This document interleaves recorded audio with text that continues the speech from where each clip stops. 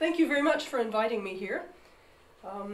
I am a PhD student at Northumbria University, and I'm in my third year, so I'm kind of feeling the crunch of the time. So I want to tell you essentially about how I decided on my topic and how I got to where I am now and what I've done so far and what results I found. A little background. My first degrees are in mathematics, and I've also got a master's in human development, which is kind of like educational psychology. I spent many years as a practitioner in human-computer interaction, interaction design, usability assessment, mostly for civilian agencies of the U.S. government. So I co-edited this book on user experience in government systems with a British colleague, and it's got an international perspective. And so that's my background. I spent many years in coming at this from human-computer interaction. So the motivations for this particular topic, 5 years ago at the Computer and Human Interaction Conference in Atlanta, Genevieve Bell, who's an anthropologist and well known in our field, she worked for Intel at the time, I'm not sure whether she's still there or not, she described three main underexplored areas of human-computer interaction research: sex, sport, and spirituality. I'm not interested in sport, and I'm too private to study sex. So, so spirituality really energized me. She also wrote about techno-spiritual practices. Spirituality energized me for another reason, and that's a personal experience of mine.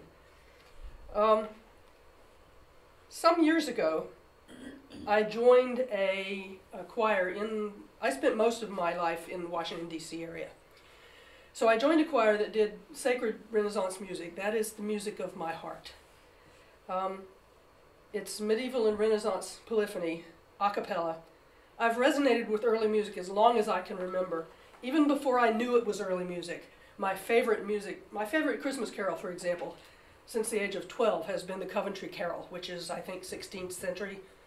And I didn't know that it was in that genre until much later, but I sort of came at it honestly. So this is, you probably recognize this sort of thing. This is an early manuscript. We didn't work from that sort of thing. One of our members was he worked for the Library of Congress, and he also had he had developed a technique for transcribing that stuff to modern notation, and once you get used to his handwriting, you can sort of read it.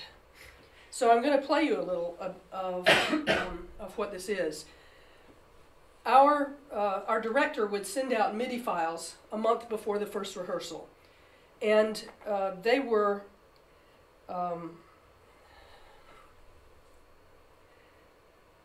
MIDI files are a musical instrument digital interface, and they sound kind of computerish. And so this is what we had to work from. What I'm about to show you is this bit. Whoops, sorry. Let me play the.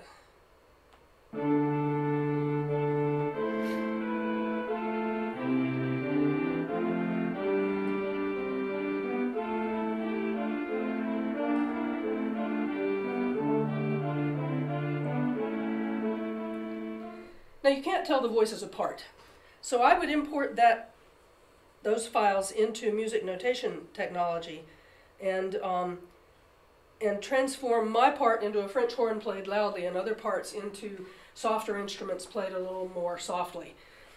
So here's what that sounds like.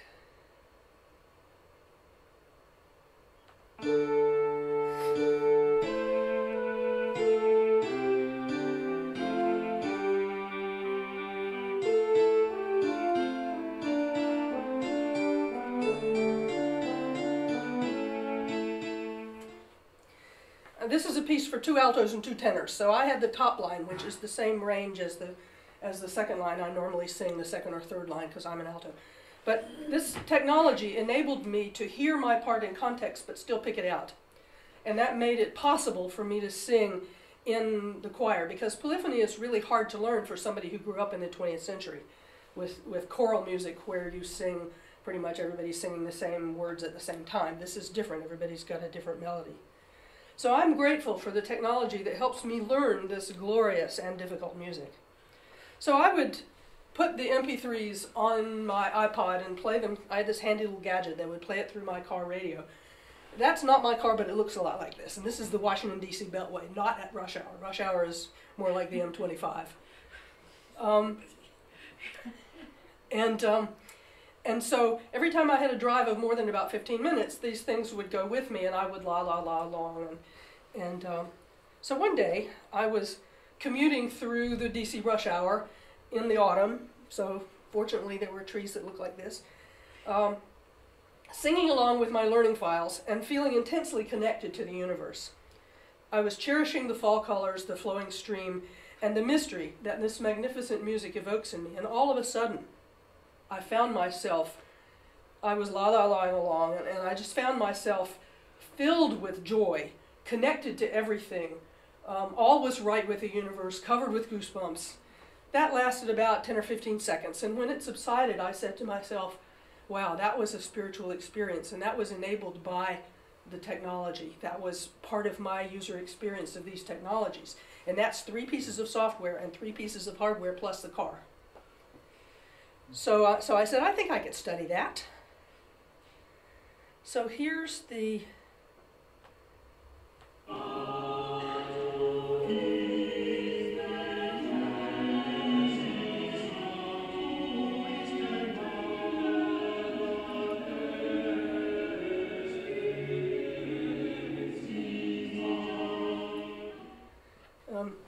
I'm the 4th from the left over there. So I want to do a little terminology. When I say I'm studying spiritual experiences, a lot of people interpret that as religious experiences. Some spiritual experiences are religious and some are not. I'm looking at the general case. But a lot of people experience their spirituality in the context of a religion, so I have to look at both. The research on spirituality and religion, most of it comes from the healthcare field as a response to people requesting spiritual care nearing the end of life or being faced with a life-threatening illness or a family member who has a life-threatening illness. And the healthcare practitioners aren't necessarily prepared to do anything more than put them in touch with a chaplain. And some of these people are not religious, and some of them want more than just contact with a chaplain. So, so that's where this research and this sort of connection, the distinction between these two, they're looking at spirituality that's not necessarily religion, came from maybe 30 years ago to start with. So the field essentially defines spirituality as the essential or core or integrating part of ourselves, a feeling of connection with something greater than oneself. And that religion is the beliefs, practices, and ethics that tend to go along with that, often derived from a religious body. And a spiritual experience is an experience in which a person feels this deep connection with something greater. And it could be a deity, or it could be nature, or it could be the universe. There are a lot of things it could be, for example.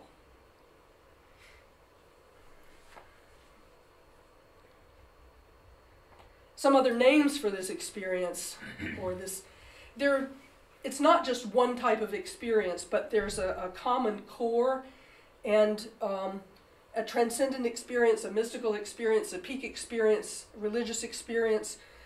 They all have something in common, and so I'm looking at all of those that may be facilitated by technology. Flow experience is a little less so than the others, but it's in the same spectrum.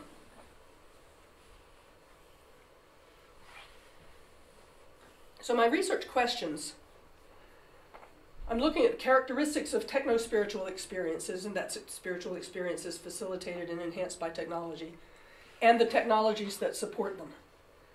Question, can technology be designed to facilitate such experiences without being tied to a specific faith tradition?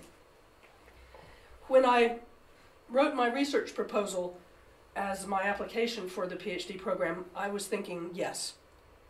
As I got into it, I started thinking, well, probably not. And now, as I'm analyzing my results and coming up with some, or analyzing my data and coming up with some results, I'm thinking, well, probably yes to some extent.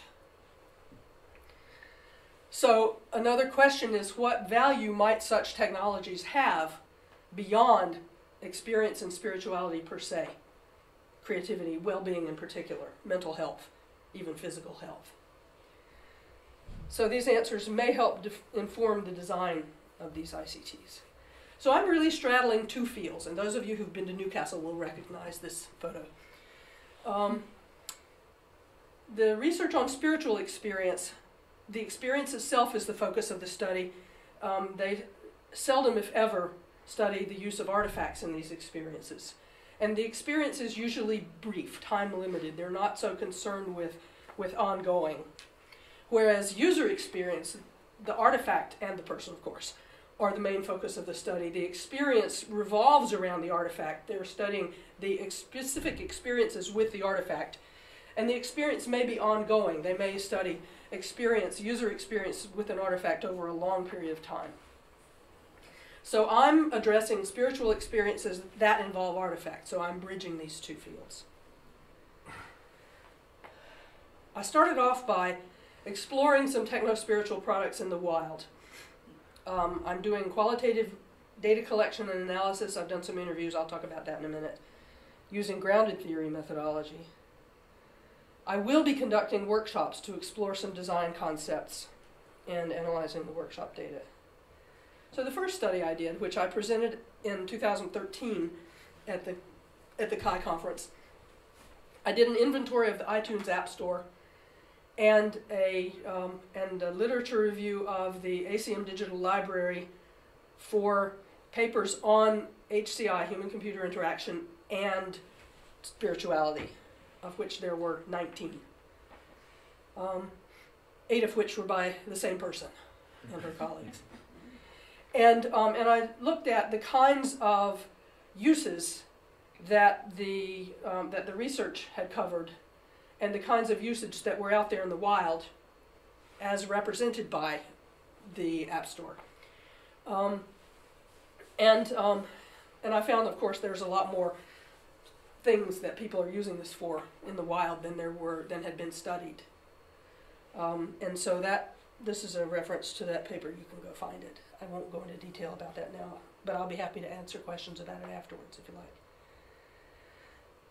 Second study, which I presented in Newcastle a year and a half ago at the Designing Pleasurable Products and Interfaces conference, which is a strange name. They really need to change that name, but it's about designing for pleasure and engagement.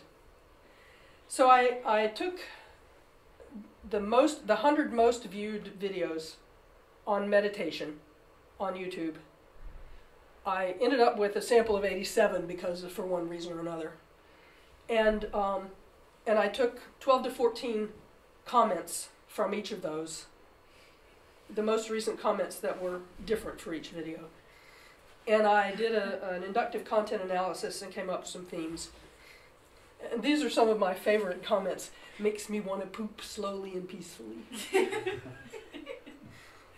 So people I found that there were 3 large classes of comments. There were comments about the video itself or its creator. There were comments about the person's experience of the video. And then there were comments people were talking to each other about, am I doing meditation properly?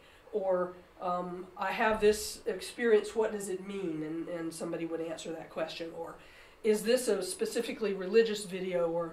And people would explain that because some of the videos were, 20 of the 87 videos were religious. Most of those were Hindu or Buddhist, of course. I mean, there are Christian meditation videos, but they're not in the top viewed because meditation is explicitly a part of Hinduism and Buddhism, and so that really makes sense. Then there were the New Age ones, which are like chakra balancing without any reference to the Hinduist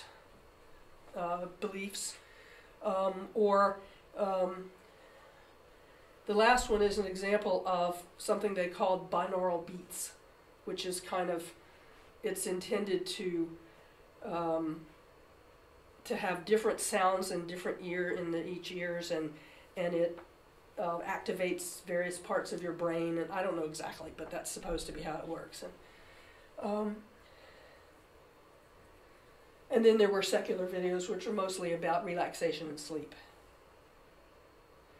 One of the ones, the one in the middle here, is just rain falling on a rock. And one of the comments was, "I live in England, I don't need the sound of rain to sleep."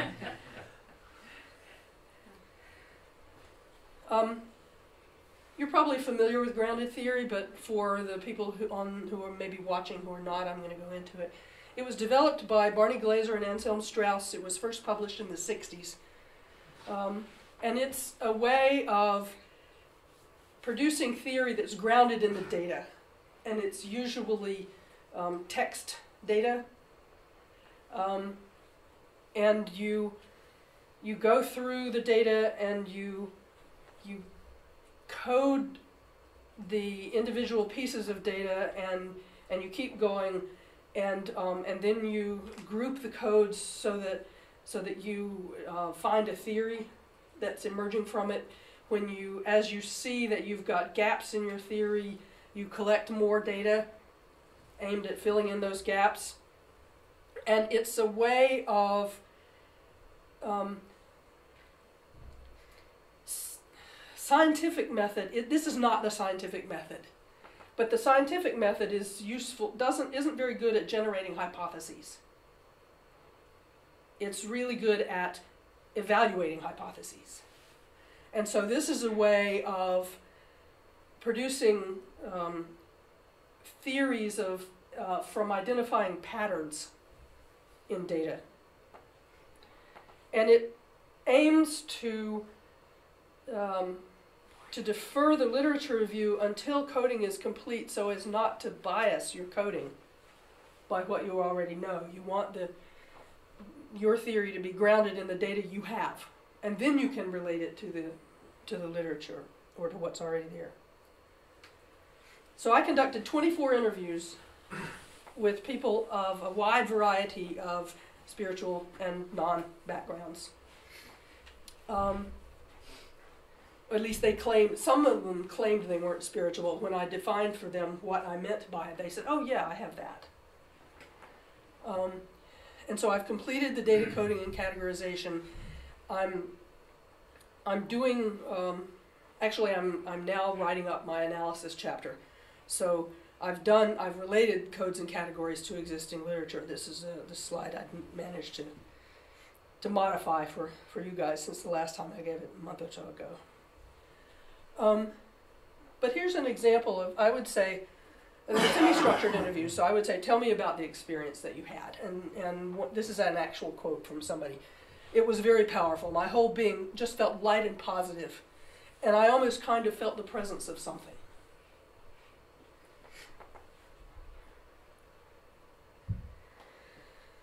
So here's the top level result of my bottom-up analysis, because grounded theory is a bottom-up analysis. People create the context for an experience, and they don't necessarily do this in order to have an experience. But the experience always results from, it always occurs in a context, and people do things to create that context. They live the experience, and this means that they perceive the phenomena and they react to the phenomena. The phenomenon will have an effect. They may understand what it is. People may have an experience of a presence, and some may think it's God, and some may think it's a dead ancestor. Some may think it's an angel. That's the interpretation, what you think it is. They have feelings about it. It may be fear, it may be joy, it may be a feeling of connection. And then they integrate the experience. Some may have a life change. If it's a transformative experience, they're likely to reflect on it for a long time. They may have ongoing emotion about it. they use artifacts to, mostly in creating the context, but there are ways in which the artifact actually contributes to the experience. And I also asked them about what kinds of changes they would like to make. In some cases, they just offered changes that they wanted, but mostly I asked them what kinds of changes, what they would wish for in an artifact. I said, if somebody could design and build for you anything that would help enhance your experience, what would that do for you? I didn't ask them what it would be. I asked them what it would do for me, and so I'll get into some of that. And here are the types of contexts that they described. They just told me about their experience and how it came to be and where they were and who they were with and that sort of thing, what they were doing. So now some related categories that I found in the literature. Two studies in particular, grounded theory studies of these kinds of experiences. You see, I came up with creating the context, living the experience, and integrating the experience. And though that is exactly consistent with circumstances, manifestation, and interpretation, context, phenomenology, and aftermath of these other two studies. Now, I don't like aftermath because that sounds like it was a disaster. And some people did experience fear as part of their experience, but you don't want to use terminology that implies that gives the impression that what's happened has been a disaster. And so, strictly speaking, the artifact could be considered part of the context, but I've brought it out because that's the focus of my work. So the next steps, I'm completing the development of the theory from data, and as I write up my analysis, more is occurring to me, and so that's part of how grounded theory works. You know, the analysis chapter is told in stories. And I'm going to conduct workshops. So, some interesting desires that, and I bet that people online can't read this, but people wanted content. One person who is,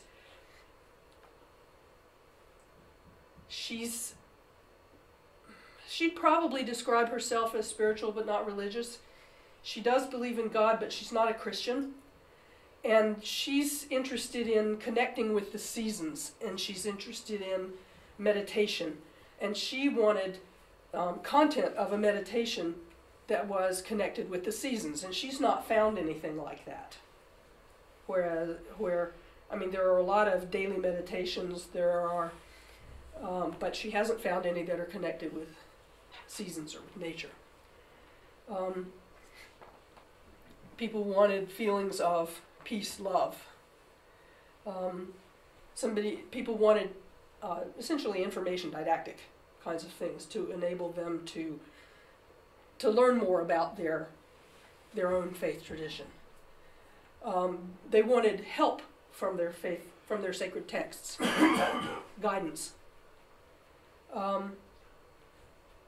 They wanted help with recognizing when someone else was having an experience so they can encourage it or guide them. There were a lot of comments about sensory modalities. Some people said, I don't care what I hear, I just want to see. Other people said, I don't care what I see, I just want to hear.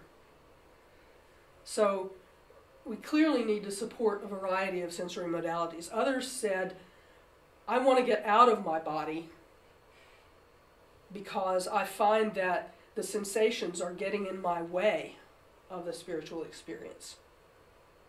Someone said smell is important. Others said the sound of, and Bex and I were talking about this at lunch, she said she's interested in how the architecture contributes to the experience.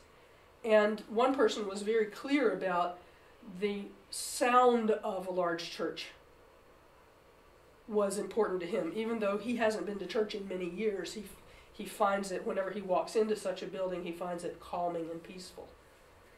And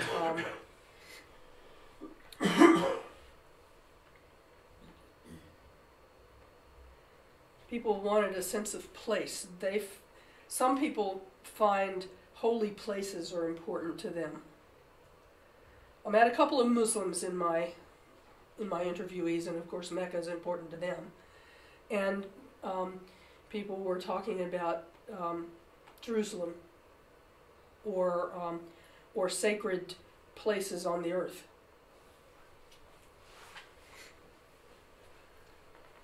This last one is the one I was talking about with the guy said the feeling of the sound of a church.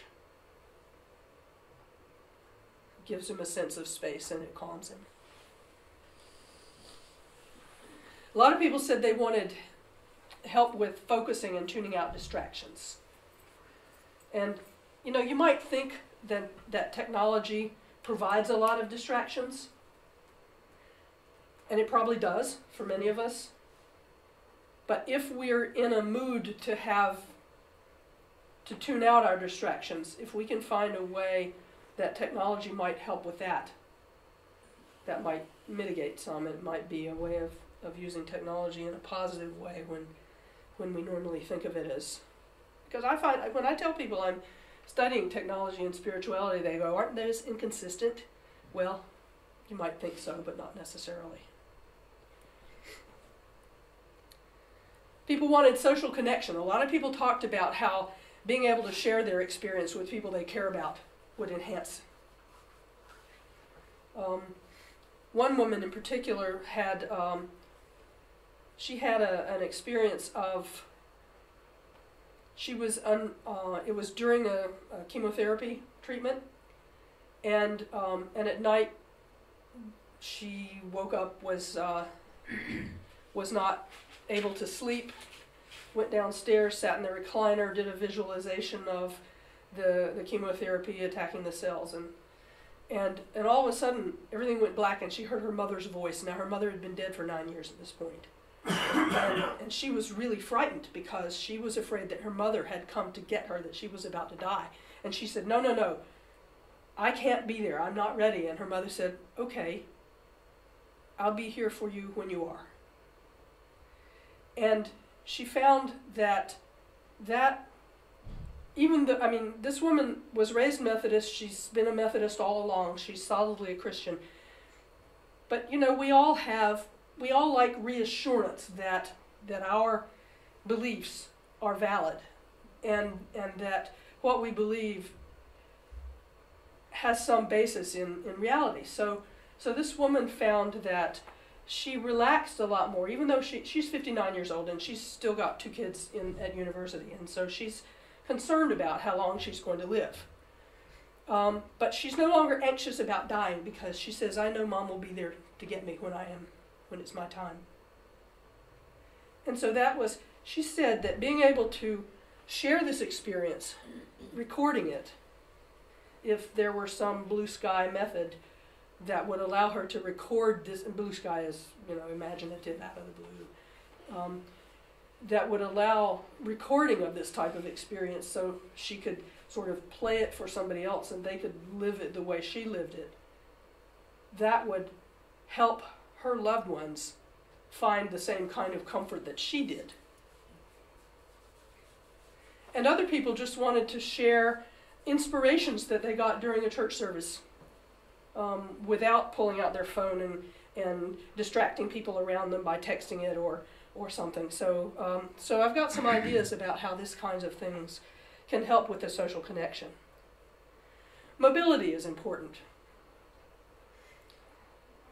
People want to access this technology where and when they feel the urge. They don't want to be tied to a desktop or a laptop. One woman said that she prefers the physical Bible, but she carries a Bible app on her phone because she's got a young daughter who has medical needs, and she's carrying a lot of stuff anyway. She carries her phone anyway. She doesn't want to carry the book with her, so she uses the Bible app. Helps her access that content when she's out and around.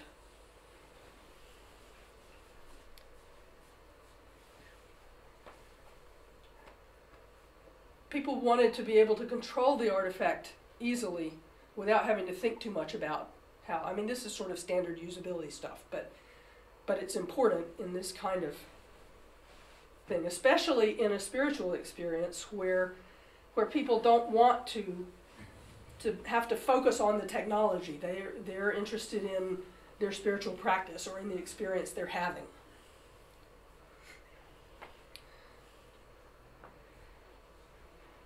This is an interesting observation based on something, not based on, but that I thought about with something that came up at lunch.